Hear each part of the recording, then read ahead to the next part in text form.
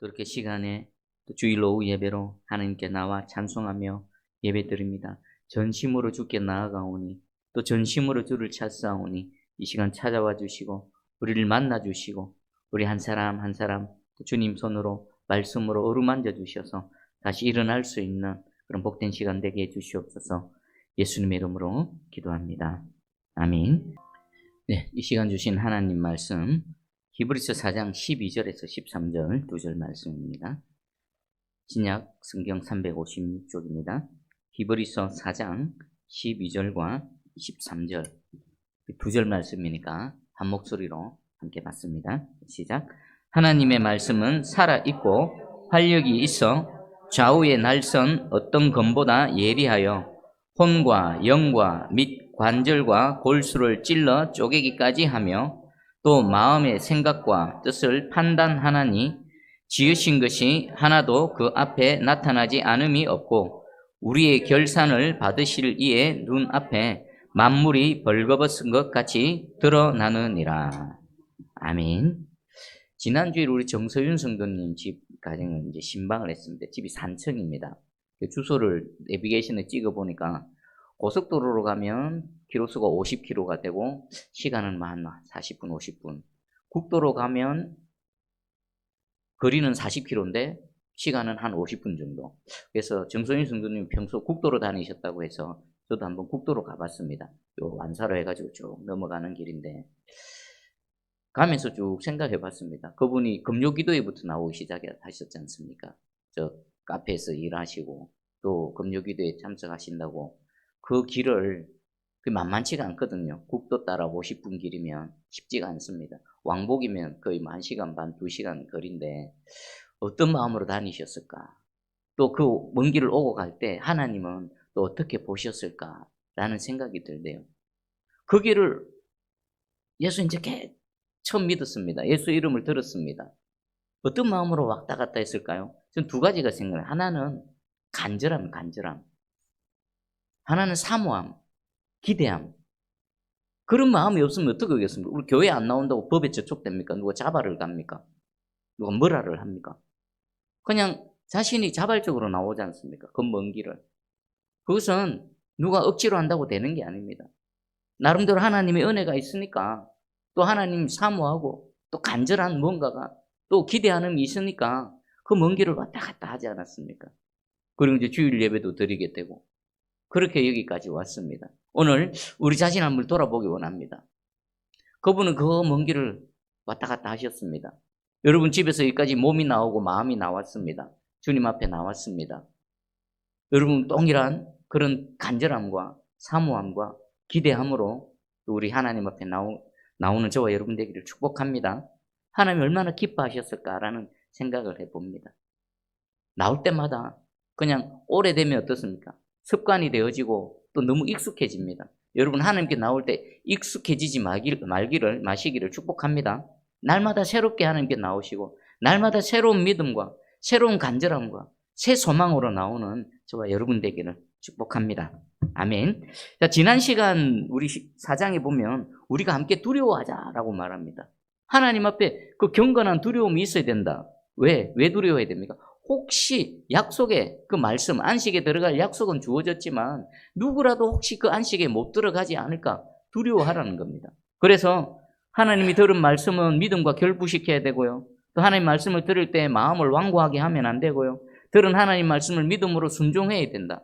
그리고 또 안식에 들어가기 위해서 힘을 써야 된다까지가 지난 시간 말씀이었습니다. 오늘 읽었던 12절, 13절은 우리가 참 많이 암송하고 잘 알고 있는 그런 말씀입니다. 근데 한글 성경에는요, 접속사가 빠져 있습니다. 어떻게 보면 11절하고 12절하고는 별로 연관성이 없는 것 같습니다. 근데 원어를 보면요, 원문에는 접속사가 있습니다. 왜냐하면, 왜 두려워해야 되는지, 왜 우리가 믿음을 결부시켜야 되고, 하나님 말씀을 들을 때 완악하면 안 되고, 또 우리가 안식에 들어가기 위해서 왜 힘을 써야 되는가, 그 이유가 바로 12절, 13절입니다. 그러니까 12절의 시작이 하나님의 말씀은 살아있고 랍니다. 그러니까 두려워해야 되고 앞에 내용 모든 것이 왜냐하면은 하나님의 말씀하고 연관성이 있다라는 겁니다. 그러면 도대체 하나님의 말씀이 어떻기에 우리가 하나님 앞에서 두려워 떨어야 되고 안식에 들어가기 위해서 그렇게 믿음과 결부시키고 힘을 쓰고 애를 써야 하는가? 그 이유입니다. 첫 번째, 하나님의 말씀이 살아있다. 여러분, 하나님 말씀이 살아있답니다. 살아있는 게 뭡니까? 살아있다의 반대는 뭡니까? 죽었다는 거죠. 살아있는 것과 죽은 것의 차이는 뭐죠? 짐승이 살아있습니다. 살아있는 짐승은 어떡합니까? 계속 움직이죠. 계속 파닥파닥 꿈틀대고 움직입니다. 죽어있는 짐승은 어떻습니까? 찔러도 아무 반응이 없습니다. 움직이지를 않습니다. 근데 하나님의 말씀이 살아있다랍니다. 그리고 여기서 살아있다는 계속해서 살아있다는 뜻입니다. 그러니까 하나님의 말씀이 살아있어서 계속 움직이고 현재 지금 꿈틀대고 역동적으로 뭔가를 결과물을 만들어내고 있다라는 의미지요. 여러분, 하나님의 말씀은요, 그냥 단순한 음성 소리가 아닙니다. 말에는요, 말은 소리로 전달되어지지만 그 말 안에는 뭐가 담겨져 있습니까? 말하는 이의 의지와 뜻과 계획과 감정 이런 것들이 다 담겨져 있습니다. 그래서 하나님의 말씀에는 어떻습니까? 하나님의 의지, 하나님의 의도, 하나님의 뜻 이런 것들이 다 담겨져 있는데 그 말씀하시는 하나님 어떤 분이십니까? 영원토록 살아계신 하나님이십니다. 그리고 우리 말에는 어떻습니까? 능력이 있습니다. 세상 속담에도 말이 뭐가 된답니까? 씨가 된다는 의미는 뭡니까? 말을 던졌는데 그 말이 툭 던져져서 그냥 사라지는 것이 아니라 심겨지고 자라나서 어떤 결과를 맺는다는 거죠. 우리 인간은 하나님의 형상으로 만들어진 존재입니다. 그래서 비록 부분적이지만 또 죄로 인해서 또 타락했지만 여전히 말의 능력이 남아 있습니다. 말하면 우리 유재석 씨 노래 보면 말하는 대로라고 있죠. 그분이 무명 시절에 그분의 얘기를 들어보면 날마다 참 배고프고 힘들고 내일을 알 수 없고 두려운 그런 속에 살아갔지만 그래도 계속 말을 어떻게 했을까요? 잘 될 거다, 잘 될 거야. 지금은 이래도 언젠가는 빛을 볼 거야. 자기에게 계속 말하고 사랑하는 후배들에게도 계속 말하고 그래서 그 나온 결과물이 뭡니까? 말하는 대로. 이 인간이 말하는 이 말에도 씨가 되어져서 어떤 결과물이 나타난다면 우리 하나님은 어떻습니까? 하나님의 말씀은 어떻겠습니까? 비교가 안 되죠. 그래서 우리가 지금 여기서 살아계신 하나님의 말씀, 하나님의 형상으로 만들어진 우리 인간, 비록 부분적으로 지금 타락하고 약하지만 그 말의 능력이 여전히 유효하고 작동한다면 우리는 어떤 말을 해야 될까요? 된다, 된다 하면 어떻게 됩니까? 됩니다. 안 된다, 안 된다 하면 어떻게 됩니까? 안 됩니다. 여러분 긍정의 말을 하십시오. 된다, 된다 하십시오. 이것은 그냥 내가 그렇게 되고 싶어가 아니라 믿는 자들이 된다 하는 것은 그 배후에 누가 계십니까? 우리 하나님이 계시는 겁니다. 그냥 세상 사람들이 된다는 것은 되고 싶어, 그렇게 되길 원해라는 것에 그치지 않지만 하나님의 사람이 된다는 것은 우리로 인해서가 아니라 우리 하나님으로 인해서 될 거다라는 믿음의 고백이 담겨져 있는 겁니다. 그래서 여러분이 된다라고 하는 것에서는요, 하나님이 보장해 주시는 것입니다. 여러분의 입의 말을, 능력을 선한 방향으로, 긍정적인 방향으로 잘 사용하시기를 축복합니다. 자, 인간이 이렇다면 하나님의 말씀은 어떻습니까? 이사야서 55장 11절입니다. 내 입에서 나가는 말도 이와 같이 헛되이 내게로 되돌아오지 아니하고 나의 기뻐하는 뜻을 이루며 내가 보낸 일에 형통함이니라. 하나님 말씀하시면 나가는 말이 소리로서 사라지는 것이 아니라 어떻게 됩니까? 그 소리 안에 담겨져 있는 하나님의 의지, 하나님의 뜻, 하나님의 계획이 어떻게 된다고요? 반드시 성취되어진다는 것입니다. 그런 의미에서 하나님의 말씀은 살아있다는 겁니다. 여러분, 창세기 1장 3장에 하나님이 이르시되 빛이 있으라 하시니 빛이 있었고, 하나님이 빛이 있으라라고 선포하시니까 빛이 원래 있었습니까? 없었습니다. 없던 빛이 생겨난 겁니다. 창조되어진 겁니다. 그리고 우리 예수님께서도요, 그 나인성 과부의 아들이 죽었을 때, 그 장례 행렬이 지나갈 때 예수님이 관에다가 죽은 그 청년의 관에다가 손을 얹고 이렇게 말씀하셨습니다. 예수께서 이르시되 청년아 내가 내게 말하노니 일어나라 했는데 죽었습니다. 관에 들어갔습니다. 땅 파서 묻어버리면 끝납니다. 그런데 그 죽어있는 청년에게 일어나라 했더니 어떻게 됩니까? 벌떡 일어납니다. 숨을 쉽니다. 그래서 울고 있는 어머니에게 줬답니다. 어떻게 이게 가능합니까? 하나님의 말씀은 살아있기에 선포되어지면 그 자체가 능력이 되고 말씀의 뜻이 이루어진다는 것입니다. 그래서 하나님의 말씀은 살아있는 것입니다.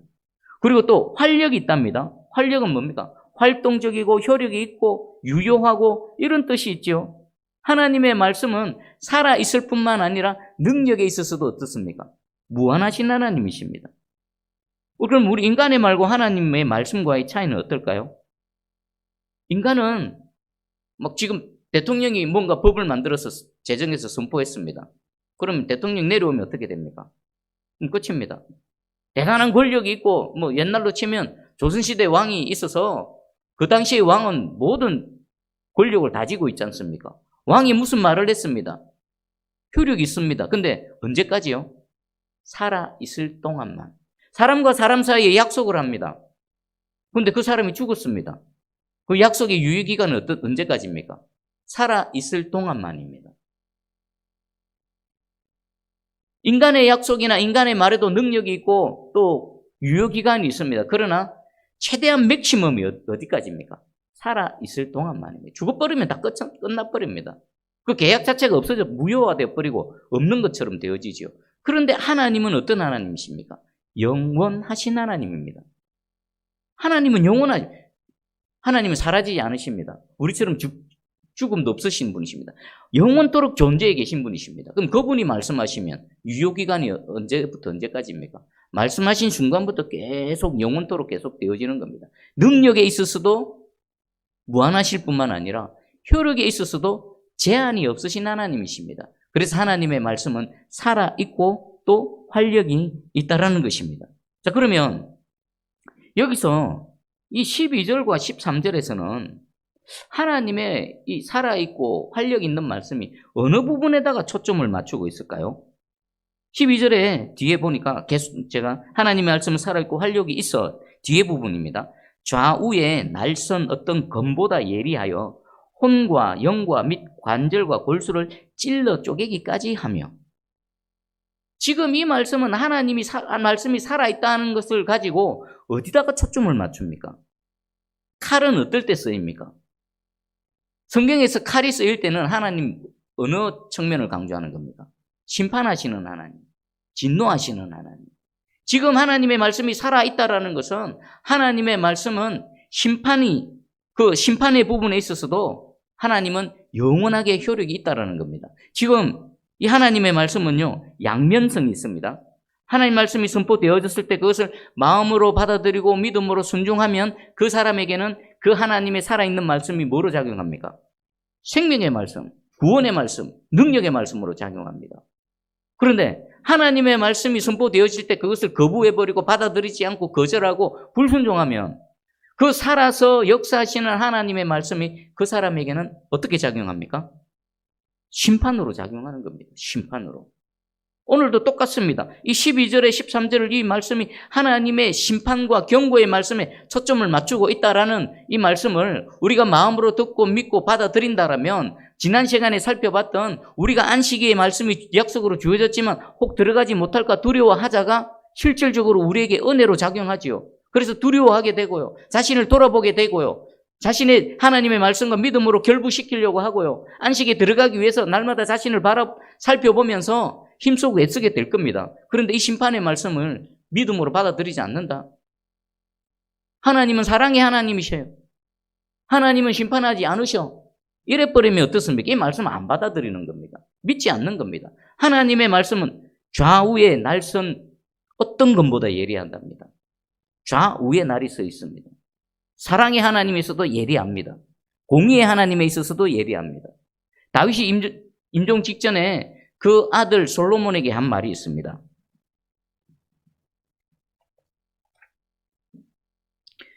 역대상 28장 9절입니다. 내 아들 솔로몬아, 너는 내 아버지의 하나님을 알고 온전한 마음과 기쁜 뜻으로 섬길지어다. 여호와께서는 모든 마음을 감찰하사 모든 의도를 아시나니 내가 만일 그를 찾으며 만날 것이요 만일 내가 그를 버리면 그가 너를 영원히 버리시리라. 자, 누가 한 말이라고요? 하나님의 사람 다윗입니다. 다윗이 임종 직전에 다음 왕을 이어갈 솔로몬, 자신의 사랑하는 아들 솔로몬에게 한 말입니다. 너는 하나님을 온전한 마음과 기쁜 뜻으로 그 하나님을 섬겨라. 왜? 여호와께서는 네 모든 마음을 감찰하신다. 마음과 생각과 뜻과 의도들을 다 감찰하신다. 그리고 네가 만일 그를 찾으면 만날 것이다. 그 하나님을 온 마음으로 다시 섬겨라.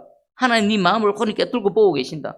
그분을 온 마음으로 찾으면 만나게 될 것이다. 그리고 경고도 줍니다. 만일 내가 그를 버리면 그가 너를 영원히 버리시리라. 솔로몬이 하나님을 버리면 하나님께서도 솔로몬을 어떻게 하신다고요? 너를 영원히 버리실 것이다. 여러분, 우리 한번 정확하게 우리 현실을 보십시다. 우리는요, 네가 만일 그를 찾으면 만날 것이요 에서 끊어버립니다. 뒤에 말씀 잘 안 전합니다. 뒤에 말씀 잘 안 듣습니다. 오늘도 이 살아있고 활력 있는 하나님의 말씀을 히브리서 기자가 우리에게 주는 그 이유는 두렵고 떨림으로 살아있는 동안에 안식에 들어가도록 힘쓰라 하는 그 이유를 설명하면서 하나님의 심판을 강조하고 있는 겁니다. 다윗도 역시나 마찬가지입니다. 그를 찾으면 하나님께서 만나 주시지만 만약에 네가 그를 버리면, 그를 떠나버리면, 말씀을 업신여기면, 말씀을 믿음으로 받아들이지 않으면 그가 너를 영원히 버리실 것이다. 다윗도 그 균형 잡힌 말씀을 전하고 있고요. 히브리서 기자도 균형 잡힌 말씀을 전하고 있습니다. 저도 여러분에게 하나님께서 말씀하시는 대로 균형 잡힌 말씀을 전하기를 원합니다. 그리고 여러분들도 하나님의 말씀을 받아들이실 때에 균형 잡힌 말씀으로 받아들이시기를, 아니죠, 하나님께서 말씀하시는 대로 받아들이시기를 주님의 이름으로 축복합니다. 지난 추석 때 조카, 지금 대학생입니다. 대학생인데 조카가 성경 말씀을 쭉 읽습니다. 특별히 구약에서 뭐 레위기, 신명기 이쪽을 쭉 읽다 보니까 그 하나님의 엄중한 말씀이 두려움으로 다가왔는가 봅니다. 그래서 저는 옆에 있고 제 동생하고 조카하고 둘이 얘기를 나누더라고요. 그래서 그 조카는 하나님 말씀을 읽으니까 두렵고 떨리고 그럴 수밖에 없는 게 왜 그랬을까 생각해 보니까 요즘 20대 젊은 아이들 그 대학가에서 생활을 한번 생각해 보십시오. 얼마나 음란하고 문란하고 막 아무렇게나 살아갑니까? 그런 속에서 하나님 말씀을 읽으니까 그게 두려움으로 다가왔던 것입니다. 그랬더니 제 동생이 하는 말이 꼭 그런 건 아니야. 하나님 사랑의 하나님이셔. 그 말도 맞는데 그 말 안 했으면 싶었습니다. 근데 제가 아무 말 안 했습니다. 어떻습니까? 제 조카가 또 정확하게 하나님 말씀 받은 겁니다. 하나님의 말씀이 두렵고 엄중하게 경고를 하시면요, 우리의 마음은 두렵고 떨려야 되는 겁니다. 또 하나님께서 두려워하지 말라, 내가 너와 함께하리라, 내가 너를 도와주리라 하면 우리 마음은요, 그 어떨 때보다 하늘의 평강이 확 임하는 이런 상태가 되어져야 되는 겁니다. 그게 정상적인 것입니다. 오늘 하나님 말씀하십니다. 안식에 들어가지 않을까 두려워 떨어라. 그러면서 한 말이, 하시는 말씀이 하나님은 자위의 날선 말씀과 같아서 하나님은 우리의 그 관절과 영혼과 관절과 골수를 찔러 쪼개기까지 하신다는 것은 우리를 심판하시는 하나님이시다. 그럴 때 우리는 어떻게 받아야 됩니까? 아멘으로, 그렇구나. 우리가 하나님 앞에 믿음으로 온전히 서 있지 못하면, 하나님의 말씀을 외면하면 하나님의 말씀이 우리에게 능력이 되고 소망이 되고 생명이 되는 것이 아니라 우리를 찔러 쪼개는 하나님의 심판의 말씀이 되는구나. 정확하게 깨달아 아는 저와 여러분 되기를 주의 이름으로 축복합니다. 그리고 우리 13절을 제가 읽어드릴게요. 12절의 뒷부분입니다. 또 마음의 생각과 뜻을 판단하느니 지으신 것이 하나도 그 앞에 나타나지 않음이 없고 우리의 결산을 받으실 이의 눈앞에 만물이 벌거벗은 것 같이 드러나느니라. 아멘. 두 번째 강조점은 뭡니까? 첫 번째는 하나님 말씀이 살아있고 활력이 있다. 우리의 영혼과 육체와 그 모든 것들을 찔러 쪼갠다. 세상의 칼은 살만 베을 수 있지만 하나님의 칼은 우리의 영혼까지, 보이지 않는 영혼까지 찔러 쪼갤 수 있다. 그걸 강조했고, 방금 제가 읽어드린 두 번째 부분 무엇의 강조점이 있습니까?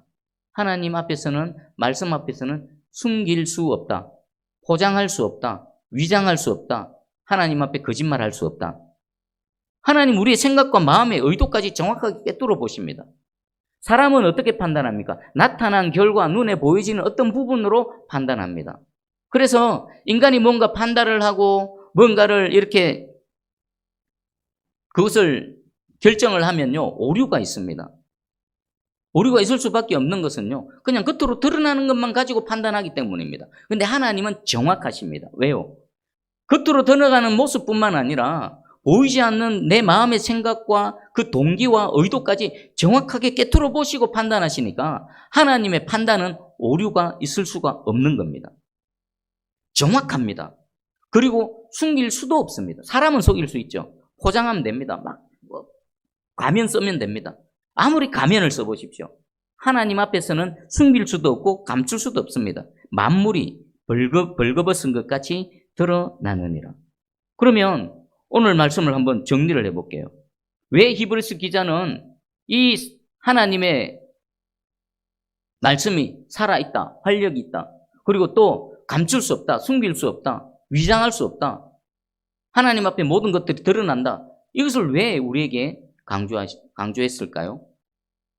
바로 이유는 앞에 겁니다. 앞에 지난 시간에 하나님 앞에서 우리가 두려워 떨면서 살아가야 된다.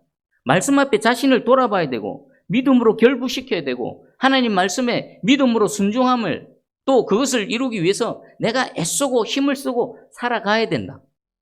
왜? 하나님의 말씀은 이러하기 때문이다.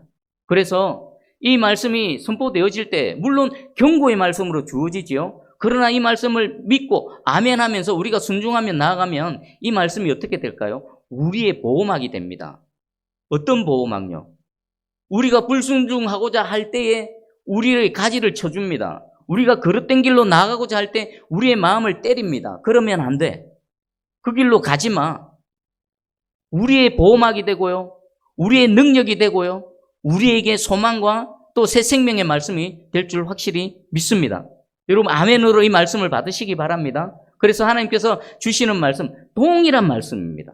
동일한 말씀이 우리의 그 혼과 또 관절과 골수를 찔러 쪼개는 심판의 말씀이 아니라 우리를 아예 그릇된 길로 나아가지 못하도록 우리의 손을 붙들어 매시고 하나님께로 계속 우리의 마음과 우리의 생각을 이끌어 가시는 그런 하나님의 은혜의 손길이 되기를 주의 이름으로 축복합니다.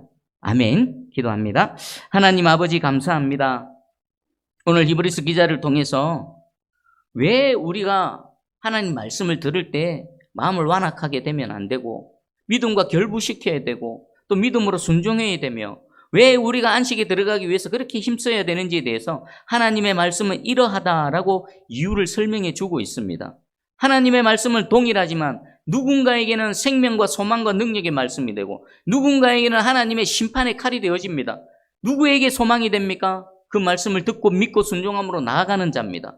그래서 오늘 머리 숙인 우리 모두에게는 그 하나님의 말씀이 어떤 말씀이든지 우리에게 생명이 되고 소망이 되고 능력이 되는 은혜가 되기를 원합니다. 감사드립니다. 예수님.